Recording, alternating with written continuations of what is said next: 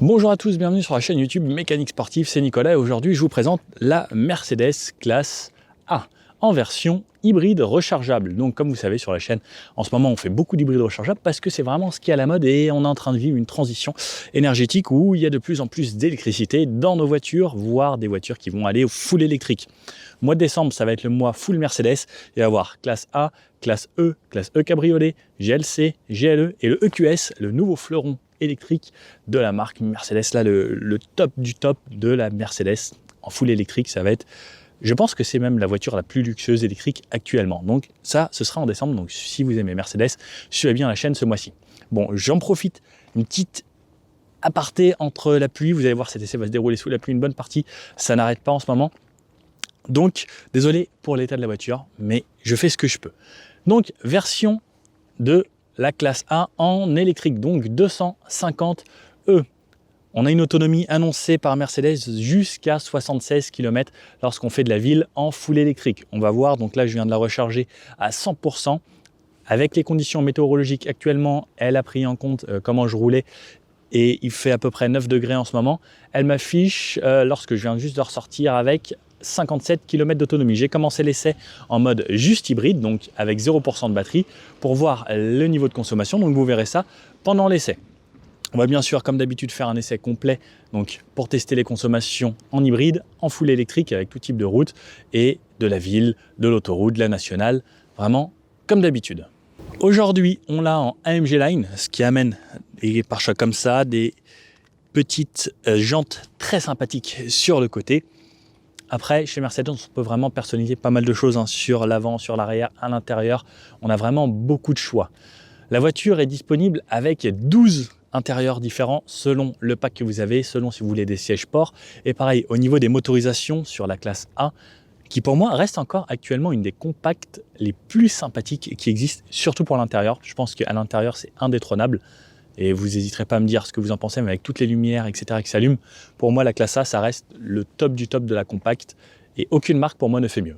Et si vous avez une marque qui fait mieux, n'hésitez pas à me le dire, parce que je suis curieux et je voudrais l'essayer, parce que ça, pour moi, c'est l'idéal. Donc, au niveau des motorisations, on a de l'essence et du diesel. Au niveau de l'essence, on a la A160 qui fait 109 chevaux en boîte manuelle. On a la A180 qui fait 136 chevaux. On a la A200 qui fait 163 chevaux avec la boîte automatique 7 rapports. Ensuite, on a la A250 4matic, donc avec les 4 roues motrices. Ensuite, on a les versions sportives qui sont en essence, la A35 AMG qui fait 306 chevaux et la A45S 4matic Plus qu'on a essayé sur la chaîne en jaune avec le paquet Hero. J'en suis encore fou, j'ai adoré cette voiture, qui fait elle 421 chevaux, qui est le moteur 2 litres le plus puissant qui existe en cylindrée pour 2 litres, 421 chevaux, c'est juste énorme. Et ensuite, on a les versions diesel qui sont la A180D qui fait 116 chevaux, la A200D qui fait 150 chevaux et ensuite la A220D qui fait elle 190 chevaux. Et dans ces versions diesel, on aura les boîtes de vitesse à 8 rapports. Sauf la A180D qu'on pourra trouver en boîte manuelle. Et concrètement, les boîtes manuelles, il n'y en a vraiment plus beaucoup. Personnellement, pour ce genre de voiture et pour l'utilisation, la boîte automatique, c'est tellement régal, c'est 1000 fois mieux, beaucoup plus confortable et on peut surtout avoir toutes les aides à la conduite de niveau 2, ce qui permet vraiment d'améliorer la conduite au quotidien. Avantage de cette Mercedes, et maintenant ce qui est bien sur les voitures haut de gamme, on a même des prises rapides pour recharger. Donc on a la trappe de ce côté-là, ici à l'arrière, pour pouvoir recharger. Donc deux choix, soit en prise simple, où on pourra trouver sur la plupart des bornes en ville, ou soit en prise combo avec la recharge rapide, où on pourra mettre seulement 39 minutes pour recharger de 0 à 100%. Sinon sur une prise rapide, comme je vais le faire pendant l'essai, il faudra compter environ 1h30 avec le câble 7,5 kW pour pouvoir recharger de 0 à 100%.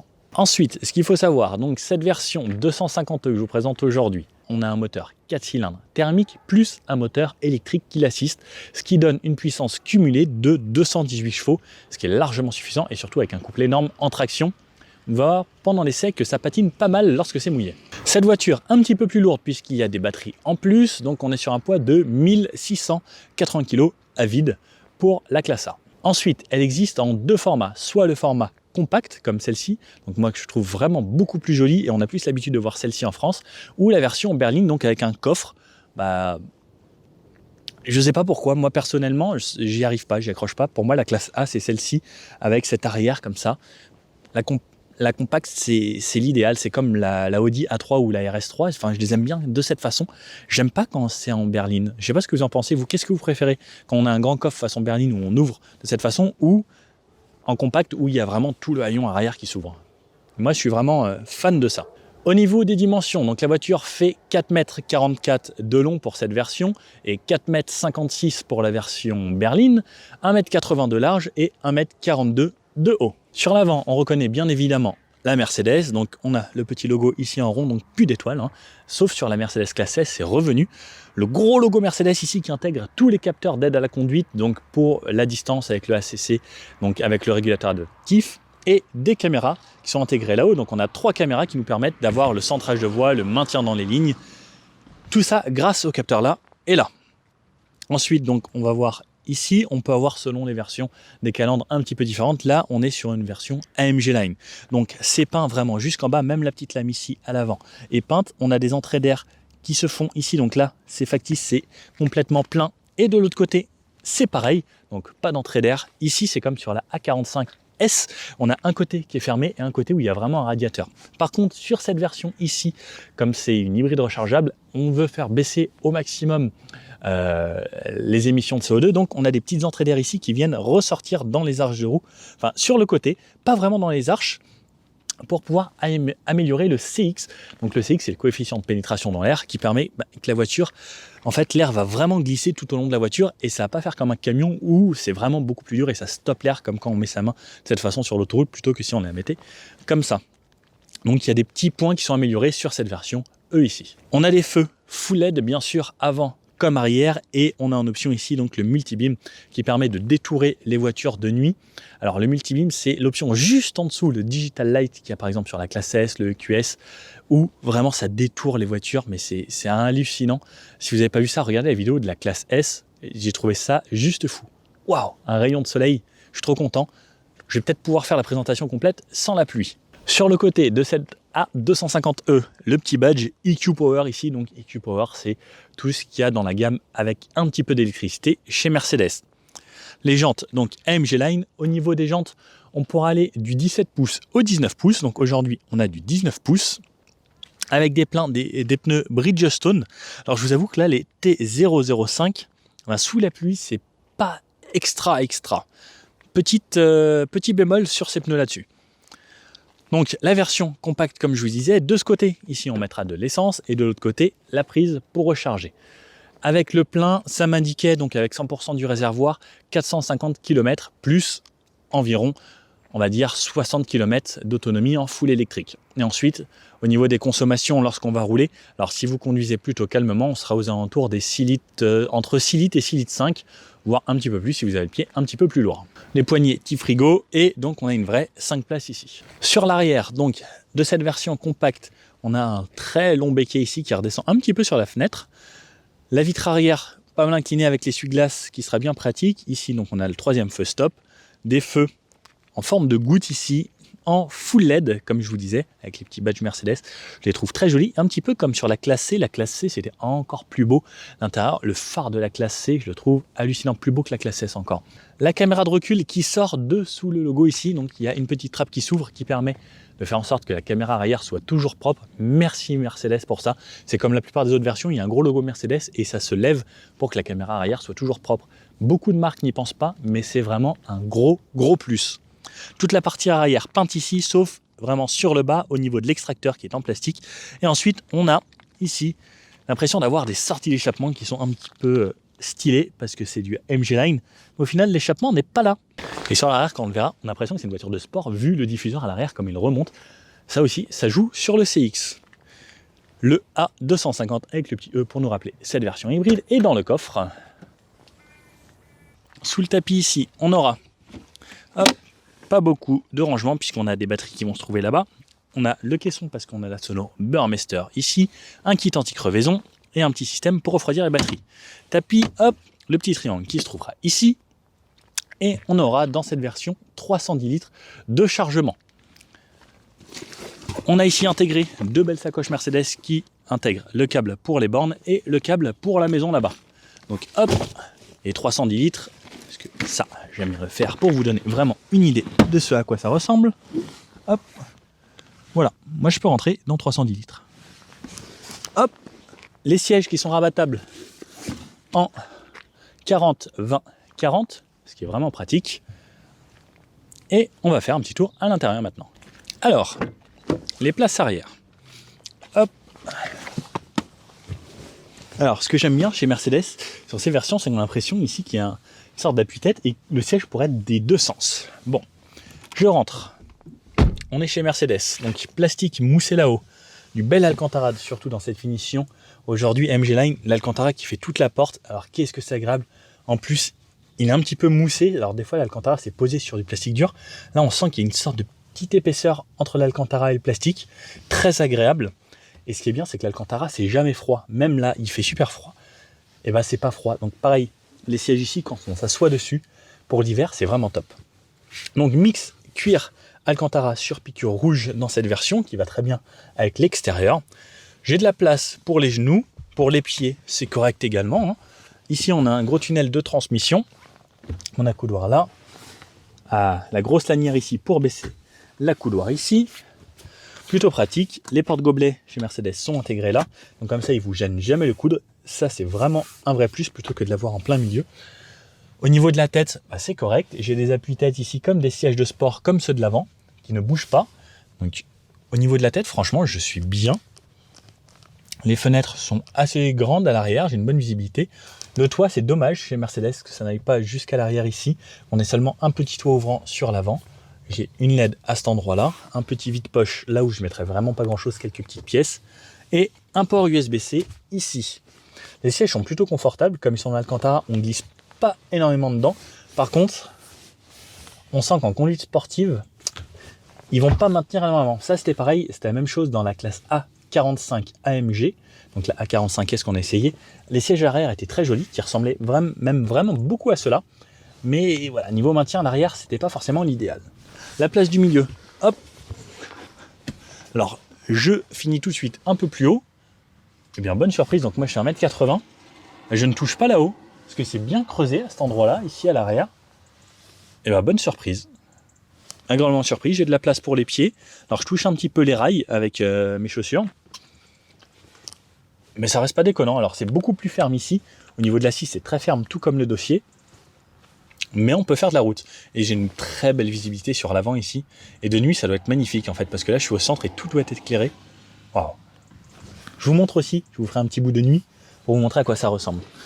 On a les fixations Top Taser et Isofix sur les deux sièges à l'arrière. Bon alors, je vous fais rentrer avec moi directement à l'intérieur donc de cette classe A. Alors, sur la porte ici déjà directement, je vais me reculer mon siège. Donc, ça me permet de gérer toutes les commandes du siège grâce à ça. Donc là, je recule de cette façon. Je peux ensuite monter, descendre, incliner, etc. Tout comme une voiture normale. Et ensuite mémoriser sur 3 positions. Là, j'ai mon siège chauffant sur 3 positions. Je vais mettre un d'ailleurs. Donc là, comme vous voyez, bandeau LED, le bandeau LED qui traverse là, qui fait le tour. Ensuite, bandeau LED en bas, qui traverse, qui fait tout le tour. Les aérateurs ici, à chaque fois, qui sont éclairés. Donc, qui ont des LED intégrés. Je vous refais une petite partie de nuit. Comme vous pouvez le voir, là, ça change de couleur. Pareil, au niveau du pédalier, c'est éclairé dans les portes.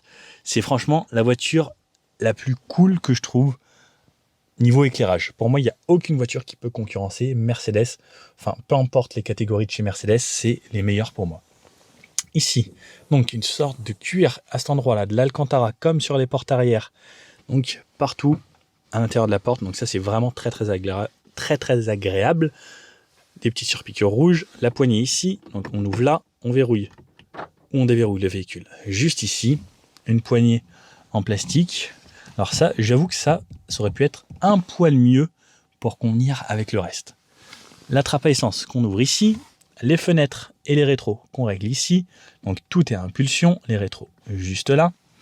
Sur la gauche ici, donc ça va être les feux qu'on va gérer. Donc on a bien sûr un mode auto. Concrètement, vous mettez le mode auto et à vie, ça reste en automatique. C'est parfait, ça se débrouille très bien. Le frein à main, si vous voulez l'activer ici. Un aérateur là. Alors, les aérateurs, ça fonctionne de cette façon. On tourne, hop, éteint, allumé. Et ensuite, on peut le régler comme on veut ici. Et je trouve ça vraiment canon. À droite, pareil, donc les 3 aérateurs et l'autre au fond là-bas.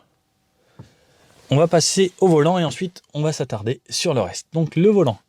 Ici, comme sur beaucoup de Mercedes, donc à gauche, on va gérer tout ce qui est commande avec les aides à la conduite, donc avec le régulateur adaptatif, et la conduite automatique va se mettre toute seule lorsque vous l'activez. Ça va être la touche pour les 3 touches du haut, c'est pour contrôler l'écran d'en haut à gauche. Les 3 touches d'ici, ça va être pour contrôler cet écran-là. On va revenir à ça, mais si vous voulez, il y a une vidéo très détaillée sur comment fonctionnent ces touches-là, là, et ces écrans sur toute la gamme A, donc GLA, EQA et classe A, avec toutes les options. J'ai fait une vidéo spécifique là-dessus, donc n'hésitez pas à aller la regarder. Ça s'appelle Système Multimédia Mercedes. Donc je vous le refais très très brièvement. Donc là, ici, c'est une touche tactile qui permet de jouer avec le fond de l'écran. On peut personnaliser cet écran sur plusieurs menus.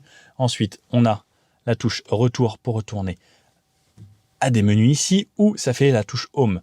Ensuite, donc ça, c'est le régulateur pour réinitialiser, annuler, régler la vitesse plus ou moins, et la distance entre le véhicule qui me précède, moins ou plus. À droite, ça va gérer l'écran de là-bas. Donc hop, c'est pareil, c'est en tactile. Donc, vous pouvez le voir, ça me fait défiler tout ce qu'il y a là-bas et je peux rentrer dans les menus de cette façon avec le retour ici. Comme je vous dis, il y a une vidéo vraiment dédiée à ça où j'explique tout et toutes les fonctions possibles. La seule différence avec celle-ci, c'est que ça va être hop, dans le mode EQ ici, puisqu'on a une version électrique. Et lorsque je suis ici, par exemple, je vais dans consommation, il faut que je mette le contact et que je la démarre. Ça me donnait mes consommations, le flux d'énergie, ça me dit que là il me reste 90% d'autonomie et je vais avoir les flux d'énergie qui vont se déplacer quand je vais rouler. Donc ça va être la seule différence si vous avez une version hybride rechargeable ou une électrique. Hop, donc le volant ici, donc tout en cuir sur cette version AMG Line avec des surpiqûres rouges, du cuir perforé ici et du cuir doux sur le reste de la jambe de volant. Jambes de volant chez Mercedes qui sont toujours très large, donc quand on a de grandes mains, c'est bien agréable de l'avoir, on a vraiment bien en main. Quand on a de petites mains, on a vraiment l'impression d'avoir un gros volant. À l'arrière, on a des palettes sur les versions E, parce que on peut avoir de la récupération d'énergie. Donc lorsque je suis, alors je vais me mettre en drive, pour me mettre en drive, je baisse ça vers le bas, et là je suis en drive. Comme vous pouvez le voir, tout en bas ici, là j'ai le D-. D-, c'est beaucoup de récupération. D-, c'est un petit peu moins. D, c'est moyen. D+, c'est régénération minimum. Et alors, selon quand on va rouler, on va pouvoir avoir un D auto. Alors, je ne sais pas pourquoi il ne se met pas là, mais on peut avoir un D auto où ça va être automatique, c'est lui qui va gérer. Parking, je rappuie ici, ça se remet en parking et je peux relâcher le frein. Écran, donc totalement écran ici, hein, donc plus de compteur comme à l'époque. Et ici, un écran qui est tactile. Donc, comme vous pouvez le voir, cet écran, on peut le gérer à la main, on peut le gérer du bout du doigt ici, on peut le gérer avec le pad ici de chez Mercedes.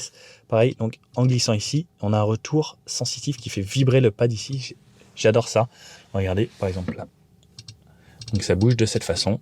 Et je peux ensuite rentrer mes destinations. Et sur ce pad, je peux écrire par exemple Paris, je peux l'écrire comme ça, PA, lorsque je suis dans le GPS. J'ai les commandes vocales également. Ensuite, au volant, on a tout dit. Pour démarrer la voiture, c'est juste ici, pied sur le frein, on démarre là. Ici, tout le bloc clim, alors ce qui est vraiment top, c'est que c'est des vraies touches physiques. On monte la température ou on descend de cette façon. Et regardez, un truc que j'adore, c'est lorsqu'on monte, regardez, tous les aérateurs passent en rouge. Si je descends, ça passe en bleu. Donc ça donne une vraie information si vous montez ou descendez. Ensuite, on arrive au menu ici, si j'appuie là. Donc ça va me mettre le menu climatisation sur l'écran. On règle la vitesse de ventilation, on peut le mettre en automatique, dégivrer. Donc le pare-brise à l'avant, les warnings, l'arrière pour le dégivrage, recyclage d'air, la clim, et ça c'est le chauffage qu'on peut programmer dans la voiture. Et ça c'est où je vais me faire ventiler. Donc là regardez par exemple ça active ou désactive ici. Et c'est pareil, sinon j'ai ces infos ici lorsque je clique sur menu à cet endroit-là. Ici, alors il faut enlever ce câble pour fermer ça bien. Donc j'ai cette partie ici tout en noir laqué brillant, c'est très joli, du plus bel effet. Et regardez, ça fait vraiment une très belle console centrale qui remonte sur le dessus, c'est juste magnifique. Donc ici à l'intérieur, alors j'espère que vous voyez bien, j'ai ma petite prise USB-C pour connecter mon téléphone. Alors si vous n'avez pas, moi j'ai un câble comme ça qu'un de mes abonnés m'a offert, vraiment très sympa, grâce à Instagram. Je peux le connecter ici et j'ai l'Android Auto, l'Apple CarPlay. Ici les porte-gobelets. Donc si on a des plus grands gobelets, on fait ça. Si on a des plus petits gobelets, hop, ça s'écarte. Le pad ici, comme je vous ai montré, des raccourcis ici pour avoir les caméras. Donc on a les caméras de 360 degrés, donc je peux régler de cette façon. Et en fait le P c'est pas juste caméra, donc c'est P et caméra. P c'est pour avoir le parking automatique. Donc là j'ai mes caméras 360, donc très grand angle sur l'avant. Je peux avoir grand angle comme ça, plus la version 360. Je peux avoir sur les côtés, donc au niveau des roues, sur l'arrière en très très grand angle, ou sur l'arrière en angle normal, plus la caméra 360. Ensuite, j'ai un raccourci pour les réglages de la voiture ici directement. Donc pour avoir un accès rapide à l'ESP, les bip de parking, le centrage de voix, la maintien entre les voies avec le centrage de voix, celui-ci, ça c'est juste ne pas mordre les lignes. L'UHD c'est pour l'affichage tête haute et ça c'est si on va laver sa voiture. Et ensuite donc ça c'est mon menu d'assistance où j'ai le reste des configurations du véhicule que je peux régler de cette façon avec l'éclairage, etc.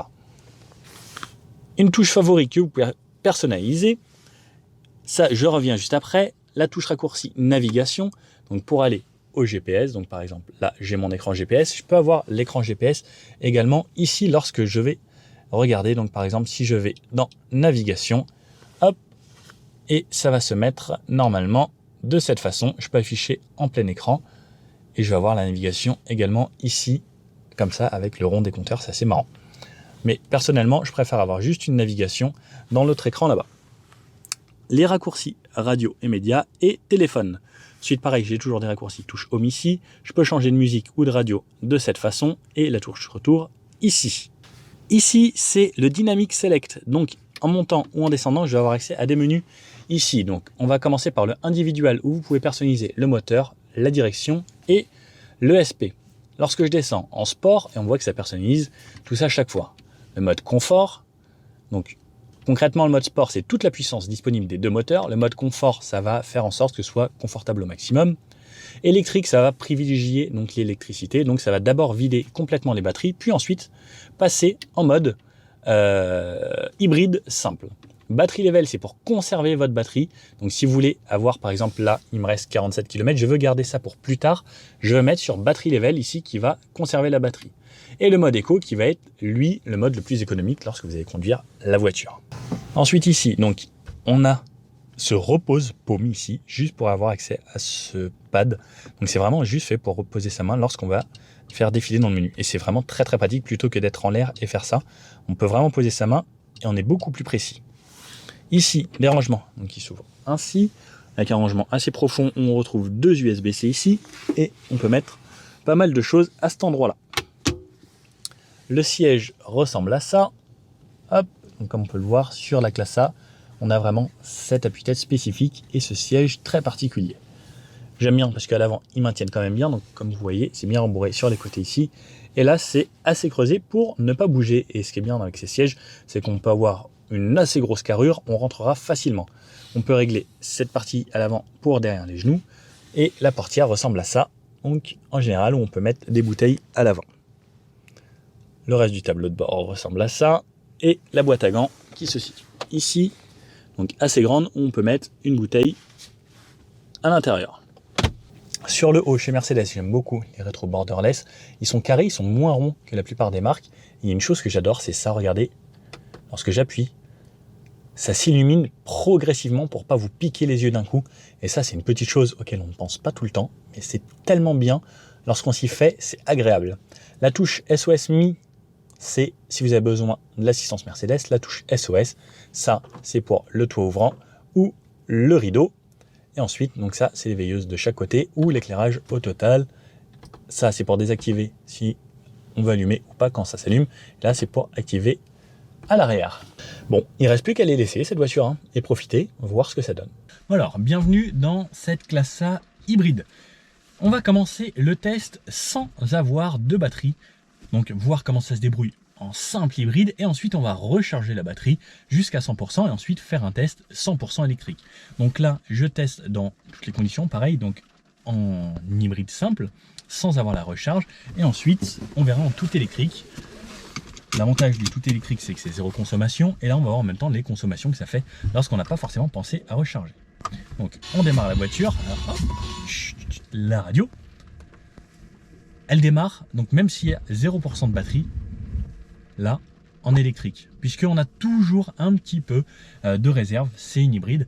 Donc, lorsqu'on va s'arrêter au feu, etc., la voiture s'arrêtera quand même, coupera le moteur pour pouvoir faire des économies. Donc, on a plusieurs modes. Comme je vous le montrais, donc l'individuel, le sport, le confort, le électrique qui n'apparaît plus puisqu'on n'a plus de batterie, et le battery level qui va permettre de garder la batterie, mais comme on n'a plus de batterie, il sert à rien, et le mode éco. Donc l'idéal, en plus là il pleut, c'est de conduire en mode éco. Ça permet d'avoir une conduite plus coolée, surtout comme on a une voiture puissante avec du couple, avec l'électrique plus le thermique, ça va être un petit peu violent sur l'avant des fois. Donc le mode éco sous la pluie, c'est ce que je vous conseille le plus. On a le passage de rapport ici, à côté du volant, donc là, marche arrière, hop, j'ai mes caméras 360 degrés, drive, je tire une fois vers le bas, et hop, j'ai bien sûr l'aide au démarrage en côte et autres. Comme vous pouvez l'entendre, c'est super calme, ça démarre en électrique et ça me démarre le moteur. Dès qu'il y aura besoin, le moteur va démarrer. Hop, alors, où est-ce que je vais? À gauche. Donc, là, on a le moteur démarré. Alors, la première chose, c'est, moi je le trouve un petit peu présent quand même dans l'habitacle, ce bruit de moteur. Après, je me suis vraiment habitué au fait du tout électrique, c'était tellement agréable, le fait de ne pas avoir un bruit, de ne pas avoir de vibration ou autre. Alors là, on n'a pas de vibration forcément, mais on entend quand même qu'il y a un moteur thermique. Là, je suis en mode éco. Alors la voiture passe les rapports à environ 2000 tours. 2000-2500 tours, ça va dépendre en fait de votre pression sur l'accélérateur. Et quand vous relâchez, donc par exemple là je relâche assez tôt et que je vais freiner, souvent la voiture va repasser en mode électrique. Hop, alors le rayon de braquage, eh bien, on est vraiment pas mal. C'était pas ici que je devais aller. Hop, donc on va monter un peu sur le trottoir. Ici, on a une direction qui est agréable. Elle n'est pas trop assistée, donc ça c'est une bonne chose aussi. J'aime pas quand c'est trop mou. Au niveau de la reprise, donc en mode éco, si j'ai besoin, ça va largement accélérer assez. C'est plutôt confortable. La suspension, on sent que la voiture est assez raide. Souvent c'est typique des voitures allemandes ça, parce que les allemandes elles aiment bien aller vite. Donc on a souvent besoin d'un châssis qui est un peu plus ferme. Et pareil, on sent que la voiture ne prend pas trop de roulis. Ah, elle m'a resserré la ceinture parce qu'elle a vu que je faisais n'importe quoi. Elle m'a dit hey, attention, il y a les voitures devant. Donc ça c'est pareil, on a plein d'assistances sécuritaires, etc. qui vont vous serrer la ceinture, qui vont ralentir la voiture, etc. en cas de collision. Au final, c'est plutôt agréable. Et la fermeté, moi, ça me dérange pas trop. J'ai l'habitude de conduire des voitures fermes. Et je trouve ça plus sécuritaire qu'une voiture qui se balade vraiment n'importe comment ou sur lequel on va aller s'appuyer ou autre. Donc là, hop, je ralentis, je freine, le moteur se coupe automatiquement. Et donc là, jusqu'à l'arrêt, ça me récupère un petit peu. J'ai le petit indicateur de charge. Et à l'arrêt, donc zéro bruit. J'ai toujours chez Mercedes cette option là, enfin qui est une option, hein, vous ne l'aurez pas sur toutes, mais qui m'affiche le feu, le bruit du clignotant, très aigu chez Mercedes, on l'entend vraiment dans l'habitacle. Alors ça c'est le petit point négatif que je trouve chez Mercedes, ils ont fait des super belles voitures, j'aurais bien aimé quelque chose d'un peu plus sur des tons graves, parce que là je trouve ça un petit peu embêtant, ça je le dis sur toutes les Mercedes. Bon, en ville, c'est une petite voiture, c'est une petite compacte, elle se faufile partout. Donc bien sûr, comme je vous disais, elle existe et en compact et en berline. Personnellement, moi, gros coup de cœur pour la compact. La berline, j'y arrive pas. Donc là, hop, ça repasse en thermique. Donc, je vous avoue qu'on l'entend quand même assez ce moteur. J'aurais bien aimé un poil plus insonorisé par rapport à ce moteur. Hop. Ici, je vais relancer. Vous entendez? Et là, je suis encore en mode éco. Donc on a vraiment une voiture qui est puissante avec beaucoup de couple. Sous la pluie, il faudra vraiment avoir le pied léger parce que la voiture, elle va tracter. Et en fait, elle va avoir de la difficulté à motricer sous la pluie. Et malheureusement, bah, là, les 14 prochains jours, la météo me prévoit que de la pluie. Donc on va pas voir de sec. Donc les comportements dynamiques, on va pas trop pouvoir le voir. En partant, j'ai remis le compteur à 0. Comme ça, on va savoir combien je vais consommer réellement juste en thermique lors de cet essai, lorsqu'on n'a plus de batterie, puisque lorsqu'on est en full électrique, hein, bien sûr, on est à 0 litre au 100 tant qu'on recharge. Alors, gros Donan. Sur les Donan, franchement, la suspension, on sent que c'est des voitures un petit peu plus haut de gamme que certaines, ça rebondit pas pareil, ça amortit et c'est plutôt confortable. La pédale de frein, alors c'est pareil, il y a de la régénération électrique, il y a le vrai freinage, donc il va se passer des petites choses dans la pédale, il va falloir s'y faire. Et c'est pareil, sous la pluie, il faut faire attention parce qu'on a un freinage qui est quand même assez puissant, donc ça va bien mordre. Ce qui est top avec cette voiture, c'est que là aujourd'hui, j'ai toutes les aides à la conduite, donc avec la conduite de niveau 2, je me règle ma vitesse et j'ai plus besoin de toucher aux pieds et aux mains. Alors là en ville, les lignes ne sont pas forcément très bien tracées, ça reconnaît, donc dès que j'ai dans l'affichage tête haute ou ici le petit volant qui s'affiche, ça me permet de savoir que la voiture va conduire tout seul. Donc là par exemple, regardez, je ne touche vraiment à rien, ça va ralentir devant. Elle fait attention au trottoir, elle suit la voiture qui me précède et elle ralentit comme ça jusqu'à l'arrêt complet de la voiture. Et ce qui est bien, c'est que dans les bouchons, donc au début elle m'a dit reprends le volant, et comme on allait à une vitesse très basse, elle m'a dit ok c'est bon, je m'en occupe. Et là normalement, alors elle repart pas, je refais 7, non, un petit coup sur les gaz et elle repart. On va aller s'insérer sur l'autoroute. Donc là je suis toujours en mode éco, vous pouvez le voir. Il y a assez de répondants, même en mode éco. Alors moi ça me suffit largement pour la conduite au quotidien. Sinon il y a un mode qui s'appelle le mode sport. Le mode sport, il va me tomber des rapports pour que ça pousse beaucoup plus haut. Le mode sport, le mode sport ça pousse vraiment beaucoup, hein. Surtout que là on a l'avantage d'avoir du thermique plus de l'électrique. Alors pour une petite compacte comme ça, on a une sonorité sympa en plus, hein, lorsqu'on pousse. On entend vraiment bien les turbos soufflés et autres. Et ça monte jusqu'à 6500 tours. Et franchement, il y a une très bonne reprise, hein. Le 0 à 100, il est en moins de 7 secondes, il me semble. Ce qui est très correct. Et ça pousse vraiment bien. On n'a pas besoin d'autant en vrai au quotidien, mais c'est bien de les avoir. Bon, le but, c'est là de me remettre en mode éco, puisque j'ai pas forcément décidé de faire un test de consommation excessive. Donc je vais me remettre toutes mes aides à la conduite, 90, hop, et je vais me laisser conduire. Donc là, à 90, la voiture gère elle-même toute seule. Il y a une voiture qui se met devant, elle ralentit si besoin ou autre. Elle reste dans ses lignes. Donc on va voir en virage. Franchement, même moi, avec mes yeux, j'ai du mal à voir les lignes par terre. Et ben elle se débrouille vraiment très bien parce que là, elle fait le virage, elle ralentit, elle gère mieux que moi quasiment. Et franchement, bah, je trouve ça top parce que les caméras, alors le système qu'il doit y avoir, parce que pour voir les lignes mouillées comme ça, c'est assez bluffant. Donc là, la voiture a ralenti toute seule. Je vais aller m'insérer, elle réaccélère. C'est parfait. Si vous êtes mis à la bonne vitesse, donc par exemple là le panneau indiqué 90, vous êtes mis à 90, quand elle va lire les autres panneaux, la voiture va se mettre automatiquement à la vitesse du panneau affiché. Donc ça c'est une bonne chose également, que ce soit sur autoroute ou autre. Vous laissez faire la voiture, elle se débrouille. Donc là par exemple je dois doubler, hop. C'est bien d'avoir de la puissance. Donc là par exemple elle voit un panneau 110, elle est passée au régulateur à 110 automatiquement. Hop, allez, on va aller se mettre à 110. Enfin, on va la laisser gérer et suivre les autres voitures. Donc quand on accélère un petit peu, que ce soit en mode éco ou autre, on a quand même le bruit du moteur qui est assez présent. Mais une fois qu'on a un régime stabilisé, c'est bien, ça devient vraiment calme. et il se fait très discret. Là par exemple, alors j'entends qu'il y a un petit moteur qui tourne, mais c'est franchement discret. Il y a juste dans les phases d'accélération, on se dit ok, il est assez présent. Après d'un côté, les marques allemandes aiment bien amener de la présence moteur pour vous rappeler que ça reste quand même une voiture et il y a un moteur. Et souvent, la sonorité du moteur est assimilée avec la puissance.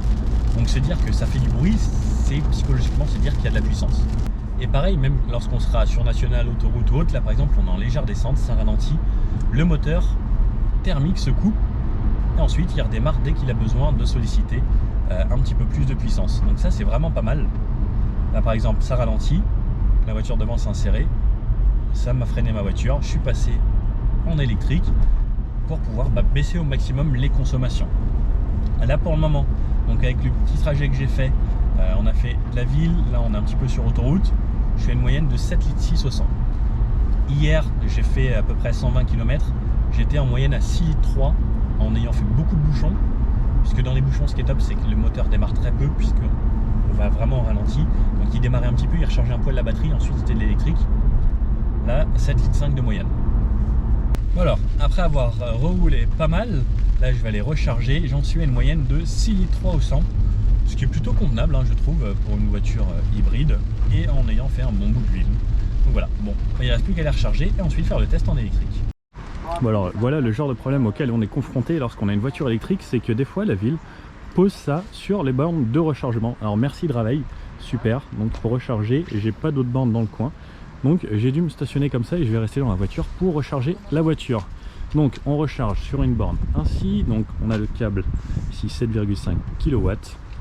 Donc pour le rechargement de la voiture, il me restait 0% et là il est donc 13h05, ça m'indique un rechargement complet à 14h45 et donc 1h45 pour recharger à 100% la batterie.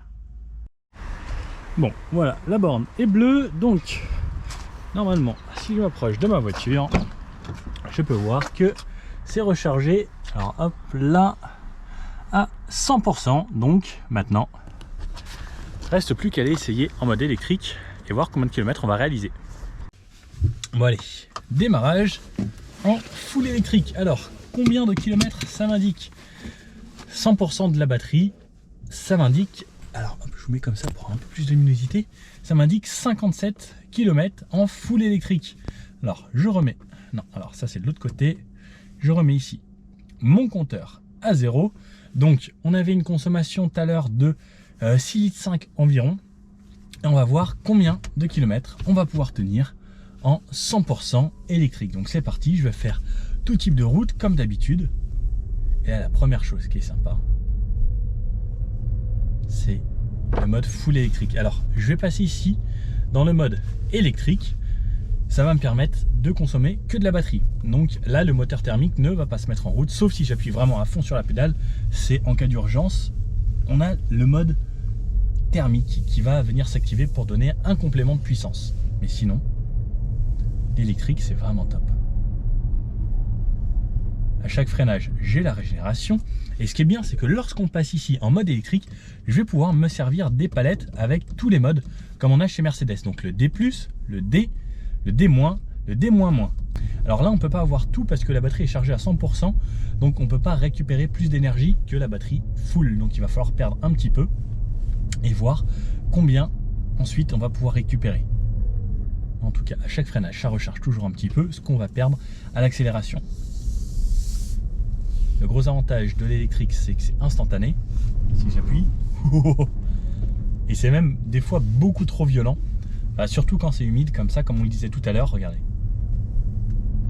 là ça va, mais si on appuie des fois un peu brusquement, eh bien ça va partir assez vite, surtout en virage. Alors, je sais pas si vous l'entendez, ça patine un petit peu. C'est encore pire quand on a le moteur thermique de démarrer, parce que tout le couple, tout réuni, c'est très puissant. Mais en tout cas, qu'est-ce que j'adore l'électrique. On entend un petit peu les bruits de roulement tout de même. On entend un petit peu les moteurs qui tournent, la régénération et autres. Et pareil quand on accélère.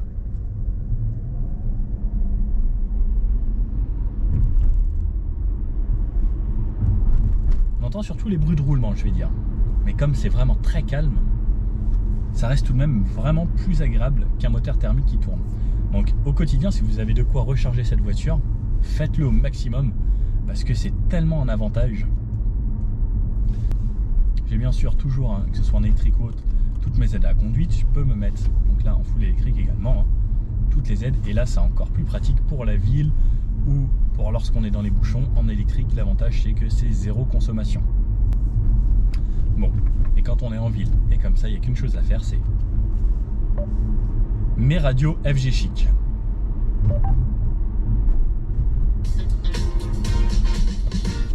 Et là, il n'y a plus qu'à kiffer et faire plaisir parce qu'avec la sono, on en profite quand même bien. Et les radios DAB, etc. Et c'est vraiment d'un son très correct. Le Burmester, ce qui est le top chez Mercedes, la sono est vraiment bien. Bon allez, on arrive sur mon rond-point test de tenue de route. On va voir, alors ça reste toujours un petit peu gras, mais voir ce que ça donne. Déjà, je reste en électrique, ça relance vraiment correctement. Et alors déjà la direction, j'adore, même si je suis en mode seulement électrique, on sent qu'on a une Mercedes. Hop, ça relance vraiment bien déjà juste en élec. Le freinage est bon, il est puissant, et même des fois on pourrait presque se dire qu'il est peut-être même un peu trop puissant. Je vais passer en mode sport. Donc le mode sport, lui, va me redémarrer le moteur thermique, et là ça commence à envoyer même vraiment sérieusement. Alors là je me suis approché un petit peu de la voiture de devant, donc il me tend la ceinture, il me dit attention, hop, et ouais, ça relance vraiment bien. La direction devient un petit peu plus dure à manœuvrer, donc enfin, ça la rend un peu plus ferme, et ça c'est pareil, c'est une bonne chose lorsqu'on veut y aller un petit peu plus franchement. Et franchement, au top. Et même là en changement de côté, dans les sièges, je suis super bien maintenu et ça y va très bien. On va même un peu trop vite, beaucoup trop rapidement.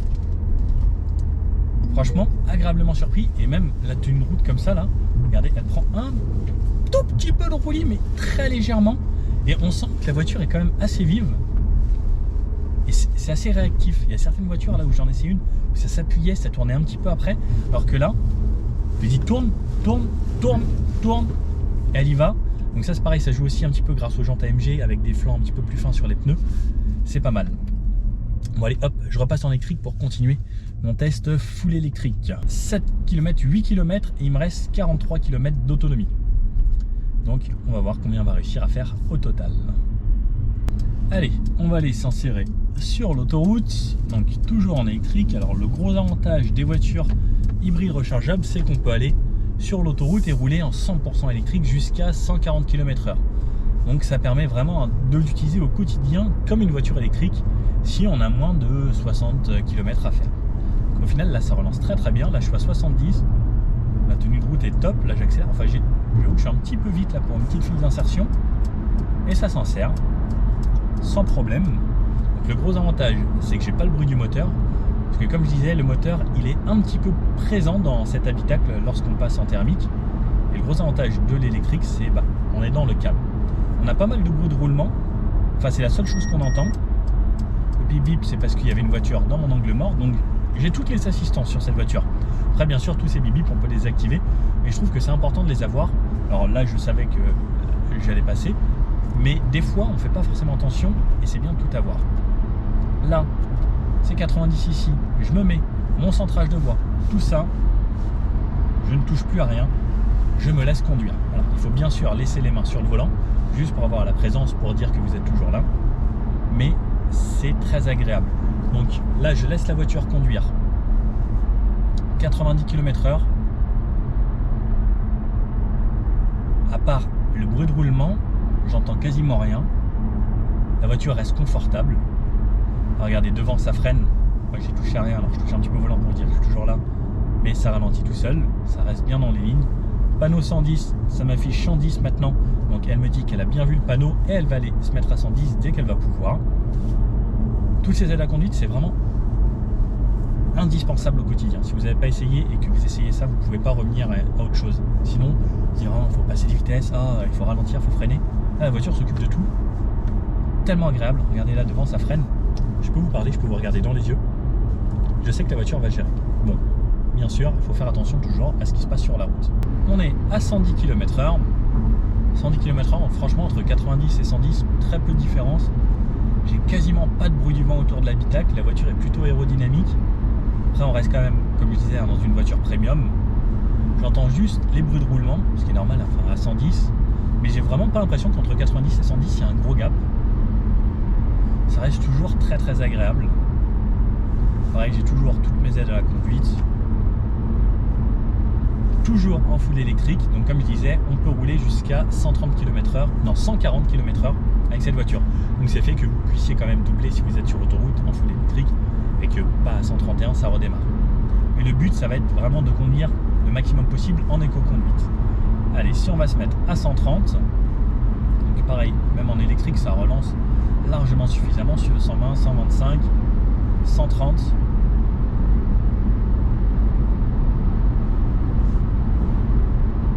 Franchement, il n'y a quasiment pas de bruit du vent autour de l'habitacle, c'est assez impressionnant. Je suis assez bluffé. Et alors regardez, ça se dégage devant, hop, je relance. La relance c'est franchement bien. On a largement de quoi doubler. On entend juste les bruits de roulement et c'est agréable. Franchement, j'aime beaucoup cette auto. Et ensuite, dès qu'on sort de l'autoroute, on retourne se mettre à 70. Là, on est sur des routes pas mal dégradées. Alors, comme je disais, la suspension, elle reste ferme. Elle filtre assez bien les petits défauts. Par contre, dès que ça bouge un petit peu plus, on le sent. On sent un peu dans l'habitacle. Après, c'est voilà. Le petit inconvénient d'avoir une suspension ferme, c'est que c'est un petit peu plus ferme sur ce genre de route. Par contre, bon, on a un meilleur toucher de route, on a un meilleur feeling de la voiture et on perd un poil en confort. On gagnera un petit peu plus en confort si vous l'avez avec des pneus un peu plus gros, donc si vous prenez des jantes en 17 pouces ou en 18 pouces par exemple. Donc comme on est en full électrique, comme je vous disais, on a plusieurs récupérations d'énergie. Donc là par exemple, je suis en D-, dès que je relâche, j'ai une vraie décélération comme si j'appuyais sur un frein. Le D-, c'est pareil, donc c'est un petit peu la même chose, ça va me ralentir assez fortement. Le D, c'est une très légère récupération. Le D+, c'est un roue libre total. Et ensuite, lorsqu'on va rouler, on va pouvoir avoir accès aussi au D auto, qui lui va s'adapter selon la conduite en fait que vous allez avoir. Donc c'est surtout le D auto, il s'active lorsqu'on se met le régulateur. C'est la voiture qui va gérer elle-même, savoir si on récupère un petit peu plus, si on met du roue libre, lorsqu'on approche d'un virage, etc. C'est pareil, lorsque vous avez la navigation, que vous laissez tous les modes, la voiture va s'adapter avec la cartographie. Et ça, c'est vraiment le top du top au niveau des aides à la conduite. Donc là, par exemple, je suis en D auto, là, elle reste un petit peu en roue libre, et hop, là, elle freine un petit peu, donc elle recharge, elle recharge, elle recharge, elle recharge. Et ça, c'est elle qui va gérer toute seule. Petit point conso, 21 km parcouru donc en électrique, il me reste 30 km d'autonomie. Donc on continue, donc si on continue comme ça, on arrivera à 50 km, ce qui serait un petit peu moins que ce qui est promis, mais par contre là j'ai le chauffage à 21,5 degrés dans tout l'habitacle, donc je fais vraiment comme si on voulait du confort à l'intérieur. Alors moi j'aime bien, je garde mon manteau parce que c'est plus pratique, et 50 km, ce qui serait plutôt convenable. Il fait 9 degrés actuellement, il y a les feux qui sont allumés, on a essayé un petit peu, il pleuvait etc par moment, donc les essuie-glaces, tout ça qui tourne, c'est pas déconnant. Alors un truc, c'est en électrique, alors là hop, on sent que ça passe les rapports quand même. En fait c'est pas lisse tout le long comme une voiture électrique, on sent que les rapports s'engagent et que ça passe un rapport de plus en plus. Ça c'est pour qu'aussi, si le moteur thermique redémarre, qu'il soit directement sur le bon rapport engagé, pour pas que ce soit trop dans les tours. Bon. J'aurais bien aimé que ce soit lisse tout le temps et qu'il n'y ait pas justement ce passage de rapport pour que ce soit vraiment beaucoup plus fluide. Mais après d'un côté ça permet d'avoir des relances aussi plus dynamiques puisque ça passe sur des rapports, donc c'est plus facile pour le moteur. Bon, j'en suis à 35 km et il me reste 18 km d'autonomie. Donc là depuis tout à l'heure je roule entre 90 et 70, j'ai refait un petit bout de ville et on continue toujours. Là on commence à arriver de nuit, alors là vous pouvez le voir avec cette caméra là, hop, on commence à voir la belle ambiance de chez Mercedes et ça c'est très sympa. Bon je continue jusqu'à plus avoir de batterie dans tous les cas. Bon allez, il fait nuit mais il me reste 1 km de batterie Donc j'ai fait 54 km, donc on serait arrivé en gros à 55 km d'autonomie en ayant fait vraiment tout type de route comme vous l'avez vu, donc du 110, du 90, de la nationale. Là j'ai terminé sur de la ville pour les 6 derniers kilomètres. Donc là pareil, à chaque fois ça me recharge et ensuite ça devrait passer en hybride. Donc 55 km avec les conditions, là par exemple il fait 7,5 degrés à l'extérieur. Donc il fait pas chaud, j'ai laissé la climatisation tout le long, j'ai fait des pauses. Là j'ai pris quelques 15-20 minutes de téléphone avec un ami en laissant la clim et autres. Et c'est plutôt pas mal. Alors on n'est pas aux 76 promis, mais 55 km en réalité c'est déjà vraiment bien. Les 76, alors comme je l'avais déjà testé sur le GLA hybride, on arrive proche des valeurs données par Mercedes dans les bonnes conditions. S'il avait fait beau, qu'on fait des petites routes de la ville ou autre, eh bien on va s'approcher fortement des valeurs. Là on est 20 km en dessous, ce qui est quand même pas négligeable, mais eux, leur données de référence est donnée que pour de la ville et si on fait vraiment de la récupération dans les conditions optimales. Donc c'est pas déconnant, donc toujours là. Et ce qui est top, c'est que maintenant de nuit j'ai cette ambiance lumineuse magnifique. Alors ça, qu'est-ce que c'est beau, j'adore chez Mercedes. Et regardez, donc là on le voit vraiment, si je baisse la température, ça va passer ici en bleu. Alors non, là c'est parce que j'ai éteint. Hop, donc là ça passe en bleu et en rouge si je remonte la température. Plus toute cette ambiance dans les portes, au pédalier, au niveau des pieds. Donc au niveau des pieds c'est éclairé blanc parce que j'ai éclairé là. Et quand j'éteins, ça repasse avec l'ambiance de journée. Enfin, ça repasse avec l'ambiance de nuit, excusez-moi, avec les LED de couleur. Par contre, à chaque fois que je rallume l'éclairage ici, au niveau des pieds, ça va se rééclairer en blanc pour voir si par exemple vous avez fait quelque chose là pour madame ou à côté, s'il y a un sac à main ou autre à récupérer. Donc bien pratique, parce que ça, il fallait y penser que lorsqu'on allume ici, ça allume aussi en bas.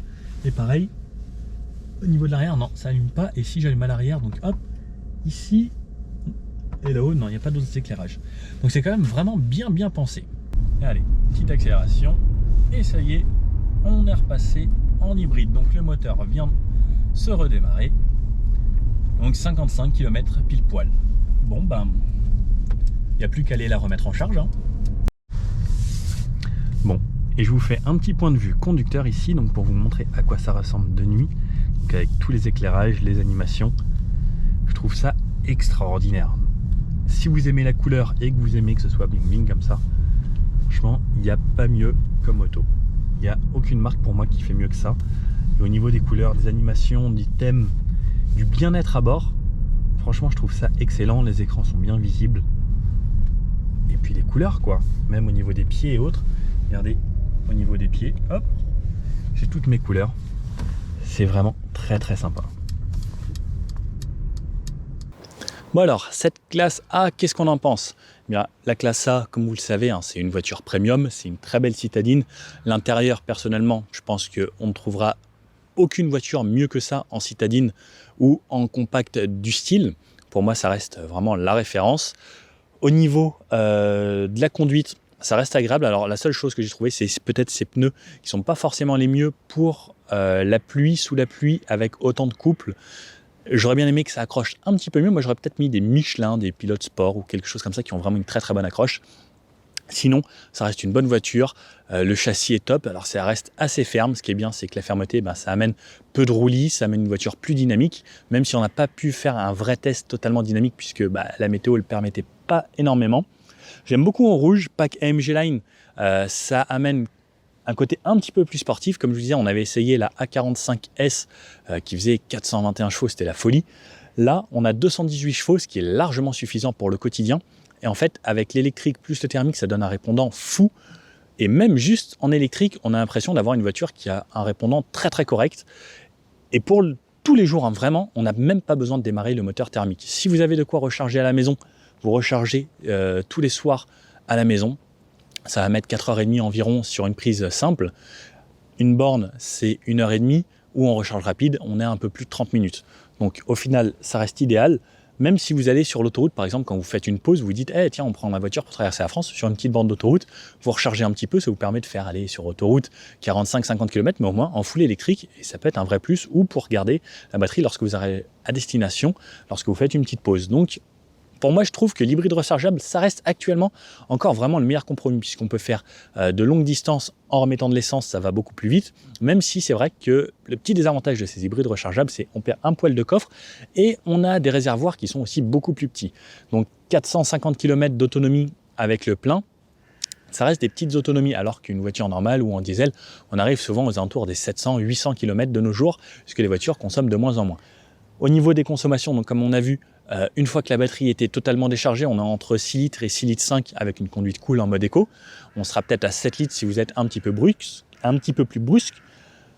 Et ça reste au final une voiture très confortable avec toutes les aides à la conduite. C'est pareil, les aides à la conduite, je recommande, si vous pouvez vous le permettre, n'hésitez pas à configurer les aides à la conduite. Personnellement, je pourrais me passer de tout, sauf des aides à la conduite, donc le centrage de voix, etc. Et dans cette voiture, l'éclairage avec les couleurs, c'est pour moi l'idéal. Boîte de vitesse automatique, pour ceux qui connaissent la chaîne, vous savez que je suis un grand fan. Je ne vois pas le principe en fait de nos jours de conduire une boîte manuelle sur ce genre d'auto pour le quotidien. Sauf quand vous avez une vraie voiture sportive, vous prenez une petite Caterham comme j'ai pu l'essayer là il y a très peu de temps sur la chaîne.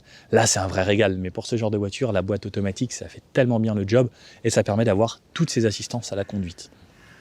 Dans les petits défauts, je dirais que c'est peut-être un petit peu raide si on veut une voiture assez confortable. Bon, après, voilà, c'est le défaut qui va avec l'avantage d'une tenue de route et une voiture un petit peu plus dynamique. Dans les autres défauts, qu'est-ce qu'on pourrait lui trouver ? Le moteur qui fait pas mal de bruit. Alors, la présence du moteur, c'est vrai que ça aurait pu être un petit peu plus insonorisé pour que ce soit plus calme dans l'habitacle. Pareil, au niveau des bruits de roulement, on les entend quand même pas mal. J'aurais bien aimé que ce soit un poil plus insonorisé. C'est pour moi les petits points négatifs qu'il y a, sinon ça reste une très bonne auto, une Mercedes quoi. N'hésitez pas à me dire ce que vous en pensez dans les commentaires. Est-ce que cet essai vous a plu ? Bon, moi ça n'y m'a plu dessus en tout cas. Bon, et puis je vous dis à bientôt pour de prochaines Mercedes parce que là il va y en avoir un petit paquet. Allez, ciao.